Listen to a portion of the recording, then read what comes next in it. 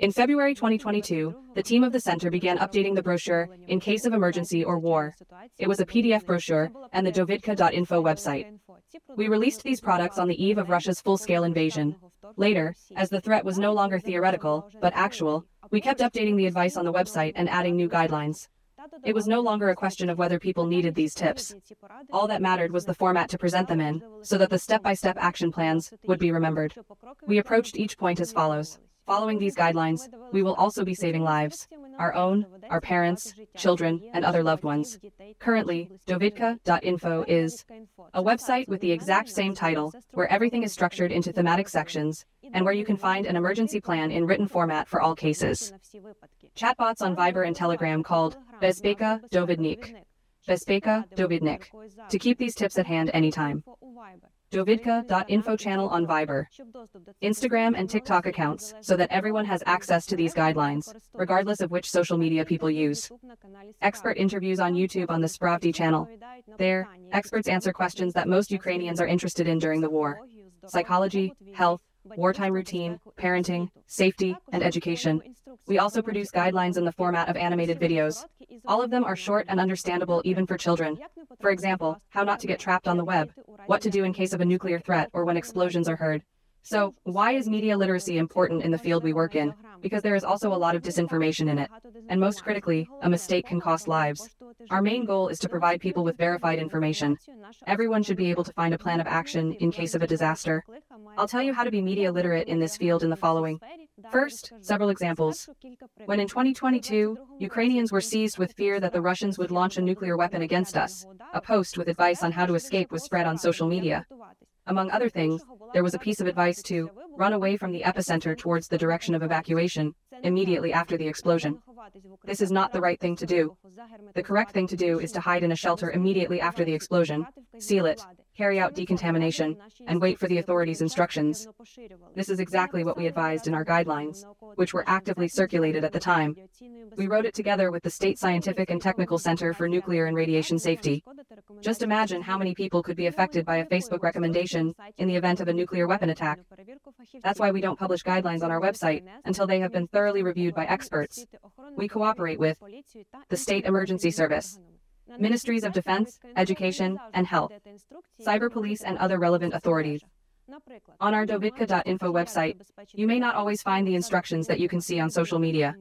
For example, there is no guidance on how to supply electricity to a flat using a car battery and an inverter, because it's a dangerous idea. We are also constantly updating the guidelines to make them relevant to our circumstances. Why is this important? In the second year of the war, we have experienced so many dangers that nuclear weapon attack is the only one missing from the list. These dangers are constantly changing, so the guidelines for responding to them must also be updated. For example, the first advice during an air raid alert or shelling is to go to a shelter.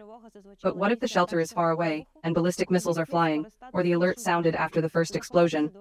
Then you should use another instruction and hide behind two walls, because the advice to go to a shelter if it is far away can be dangerous in this case. Taking this into account, together with the Air Force spokesman Yuri Ikhnat, we adapted the plan of action during the shelling. Once we wondered what would happen if the Russians attacked with nuclear weapons, or a nuclear power plant accident occurred, and the children were in schools and kindergartens, while their parents were in other places. It's easy to assume that many people would want to take their children to survive the disaster together. However, this would only cause chaos and even greater danger. After all, the main rule is to hide from radiation in a shelter, carefully seal it, and decontaminate skin, clothing, and surfaces. And parents who come to pick up their child at school or kindergarten, taking him or her out of a sealed shelter, will endanger not only themselves, but also their child and everyone else in the shelter. But the specialized authorities had no guidelines for this particular case. Then, together with the Ministry of Education and Science and the State Center for Nuclear and Radiation Safety, we wrote a comprehensive plan on how parents and teachers should act in this situation. Schools and kindergartens have already received it. The guidelines that existed long before the war are often outdated or not applicable to all cases, because they were written when the danger was far away. But now the danger is here, and now, so we, together with experts, often update the guidelines and add new explanations to them. An example is the manual on the rules of staying in a shelter. According to the order, which was last updated in 2018, pets are not allowed in the shelter. However, in the context of a real war, these rules need to be revised. We have all seen photos of Ukrainians taking shelter in the metro with their pets. And we remember the public outrage when 2 children with a dog were not allowed to enter a school shelter in Kiev when ballistic missiles were flying at Kiev. We turned to the State Emergency Service, and upon request, were told that, together with the Ministry of Internal Affairs, they are already preparing amendments to this order. Top tips on how and where to look for proven emergency guidelines, and how to apply them in practice. When you see guidelines, always ask yourself the question, who is the source?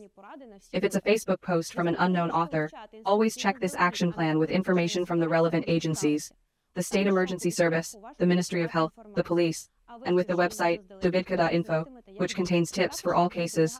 Get into the habit of reading guidelines in advance, not when the emergency has already occurred. It is difficult to filter information in a state of shock and fear, but by studying it in advance, you will know how to act. We also advise you to save these guidelines as bookmarks, notes, or screenshots on your phone. Both you and your family should have a single plan for everyone. Everyone should know what they will do if there is shelling, a fire, a house collapse, or a connection failure. Talk about how each of you will act in advance. Be a role model for children. Children learn from your behavior. If you ignore the alert, you give them a signal that there is no threat, or that it is exaggerated. If you don't have an emergency suitcase because you don't think you'll have to evacuate, it's also a signal that you are confident that the threat will pass you by. During a war, both children and adults need to understand that there is always a threat, and only those who know exactly what to do will survive. Another piece of advice that relates mostly to guidelines for when there is no gas, water, or electricity. When you buy appliances that will help you to keep the heat or light on, read the rules for handling them and the things you shouldn't do. This applies, for example, to generators or potbelly stoves. If you do not follow the rules of use, an essential tool for blackouts can cause a fire. It is extremely important to know the safety rules. Promote safety awareness in your environment. Get organized with your housemates if you live in a block of flats. Talk to your child's teachers at school to see if they have a plan of action for different emergencies. The same goes for your colleagues at the office. A good example: the residents of a house in the Solomyansky district of the capital that suffered from the attack on 2nd January. People organized themselves, bought fire extinguishers for each flat, and invited the State Emergency Service to conduct a fire safety training. May you be such an example. Even if you never have to go through what these people did, you will be prepared in case of the worst scenario.